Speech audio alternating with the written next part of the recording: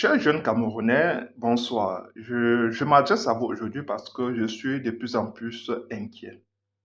Nous sommes à l'ère technologique, c'est-à-dire que nous avons les réseaux sociaux, nous avons différentes plateformes, nous avons tous les moyens de vérifier la véracité d'une information. Mais ce qui me dépasse, c'est que le peuple camerounais ne fait pas comme on fait ailleurs.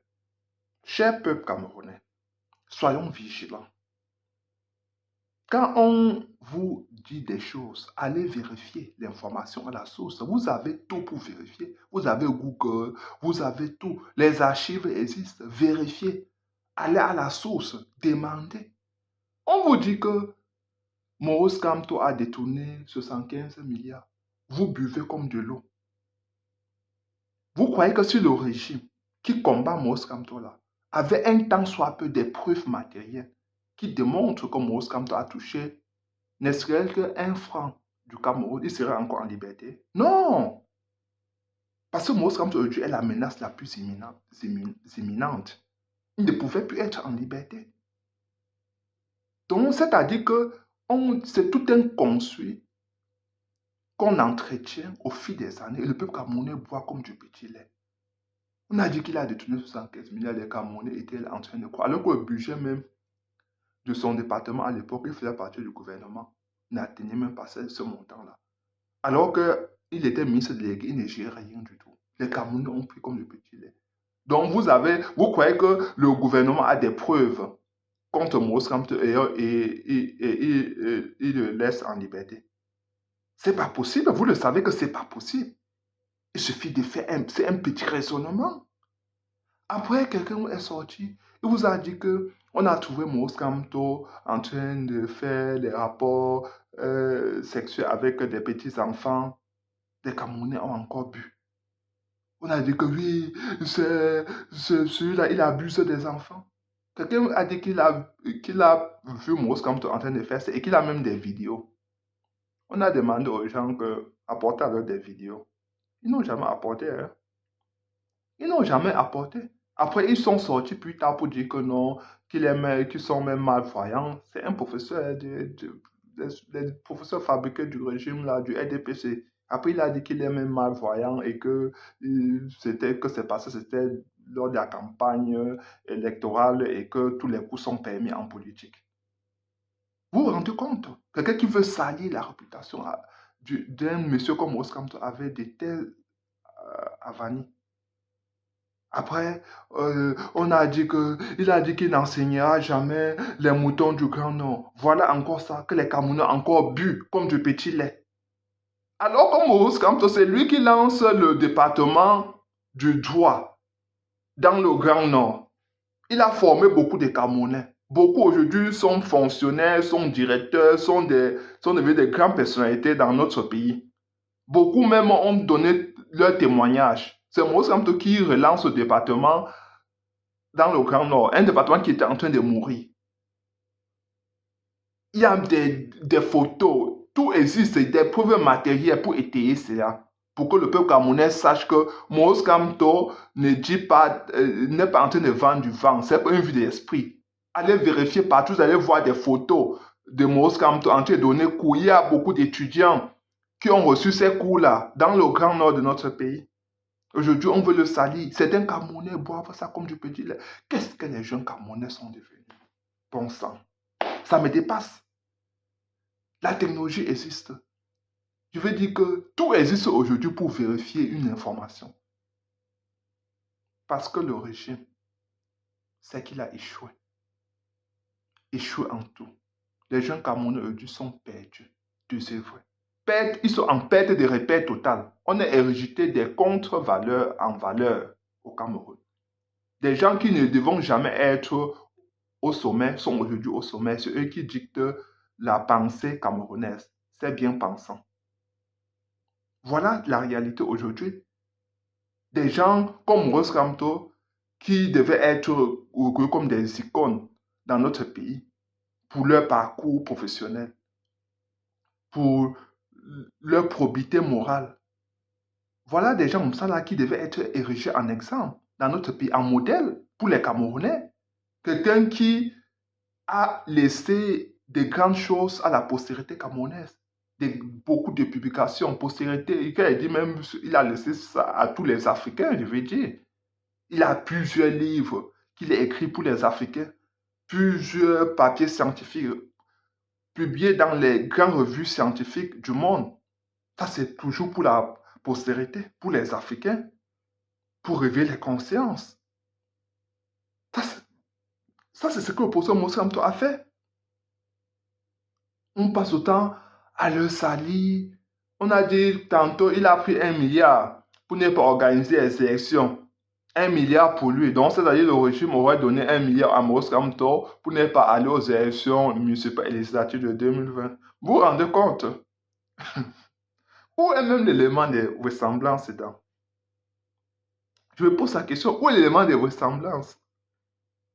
Donc, le régime qui vient de voler la victoire de Maurice Kamto en 2018 a donné 1 milliard à Maurice Kamto pour qu'il n'aille pas aux élections présidentielles, aux élections couplées municipales et législatives. Des tels mensonges, des mensonges gratuits, aussi grosses. Des mensonges gratuits, je veux dire gratuits tout simplement. Grossiers. Comment on fait pour croire à de telles choses, à de tels fumisteries? Comment on fait? Maurice Kamto a son parcours sur la place publique. Je veux dire, un temps même, on disait qu'il a fait partie du RDPC. C'est même le vice, je ne sais pas, c'est le vice-secrétaire du RDPC qui est sorti et dit qu'on avait même bien voulu que ce monsieur fasse partie du RDPC. Il a toujours refusé. On vous vend du vent. On vous dit des choses, vous croyez. Parce que le régime a sacrifié la jeunesse camerounaise. Il n'y a pas de perspective.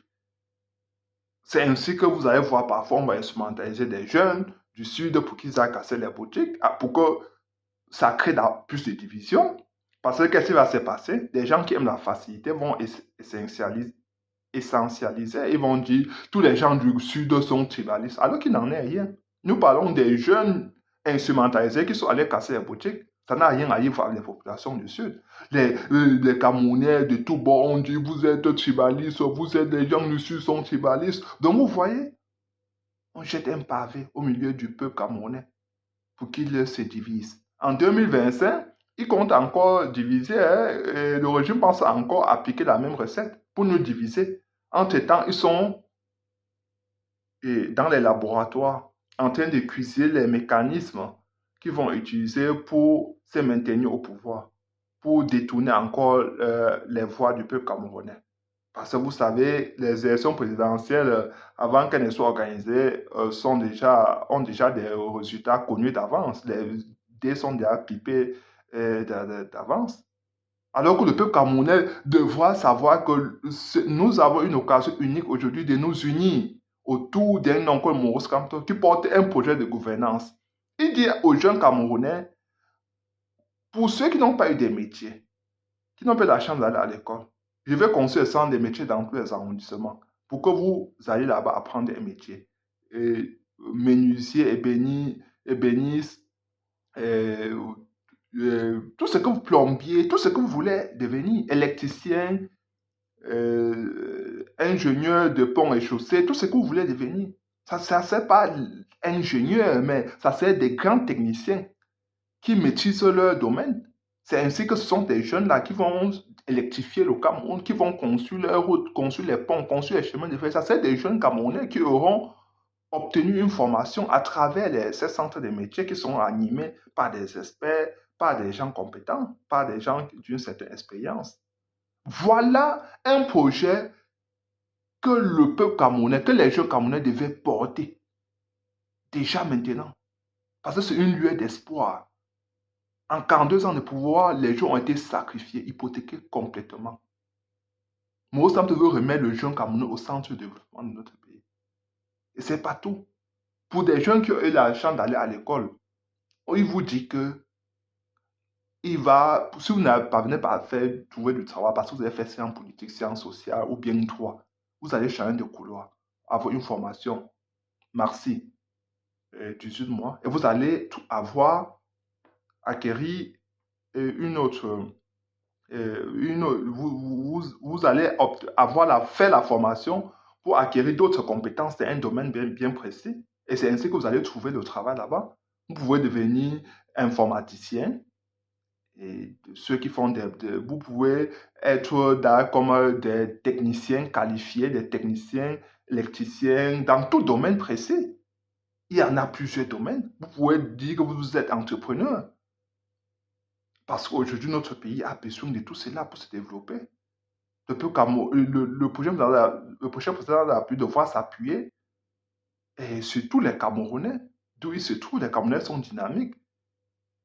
Il faut les jeunes Camerounais aujourd'hui qui sont perdus parce qu'ils font que de la moto, ils absorbent la poussière tous les jours, ils bravent tout genre d'intempéries, le soleil, la pluie, la poussière, les inondations. Les jeunes Camerounais qui vont voir leur espérance de vie être coupée en deux, ces jeunes Camerounais doivent avoir une deuxième chance, celle de se mettre au service de leur pays autrement. Parce que ce qu'ils font déjà aujourd'hui, c'est quelque chose qui a félicité. Le fait qu'ils se battent pour mettre du pain sur la table pour leurs enfants, pour avoir les enfants à l'école, c'est déjà remarquable. Mais il faut aller au-delà. Il faut que les Camerounais aient une vie digne, décente. C'est la raison pour laquelle le professeur Moscamto se bat. Ce n'est pas pour autre chose. Il se bat pour cela. Chers jeunes Camerounais, sortez du bruit. Sortez du bruit qui vous endort. On va vous donner 1000 francs, 1500, 2000, mais pourquoi vous puissiez trahir la plus grande cause qui est celle de libération de notre pays? Pourquoi vous alliez vous livrer à toutes sortes de marchandages?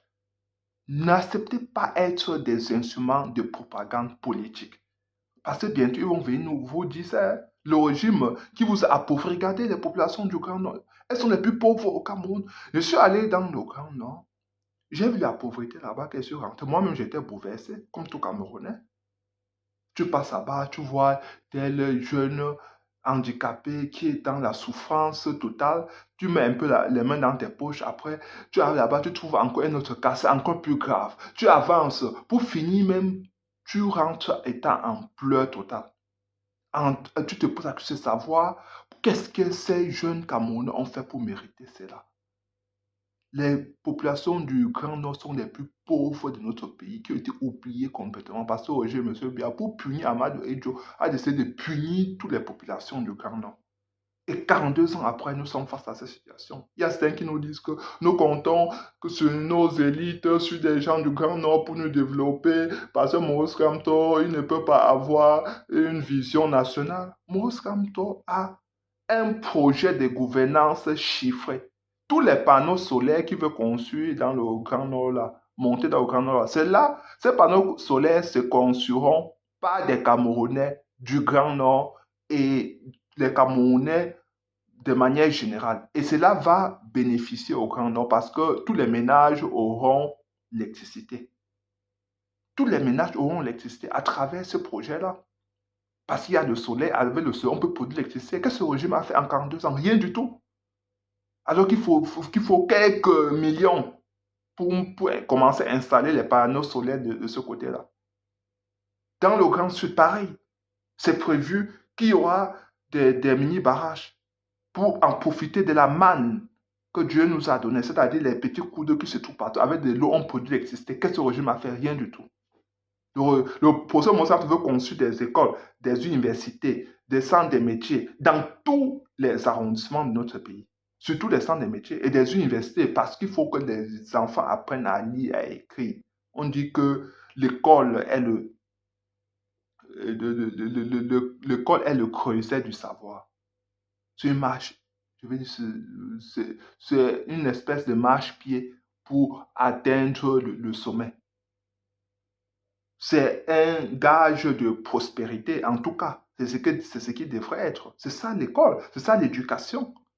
Il faut que les populations du Grand Sud aient aussi cette opportunité, qu'elles ne s'assoient plus à main le sol pour prendre des cours, comme on voit souvent des petits enfants dans les écoles en hutte, en paille et tout ça. Moïse Kamto a prévu de construire les tanks d'eau qui vont conserver des grandes quantités d'eau pour l'irrigation en saison sèche. Et pour tous les planteurs, c'est-à-dire que les plantations seront irriguées et cela va augmenter notre productivité. Il va s'engager à mécaniser l'agriculture attelée et l'agriculture mécanisée avec des tracteurs. Pour qu'on cultive des grandes parcelles, on va cultiver le riz chez nous. Aujourd'hui, nous importons pour 700 milliards de francs CFA. 700 milliards de francs CFA. Des denrées alimentaires, alors que nous avons le climat propice pour cultiver presque tout, pour cultiver du riz, cultiver du blé. Nous avons le climat pour cela.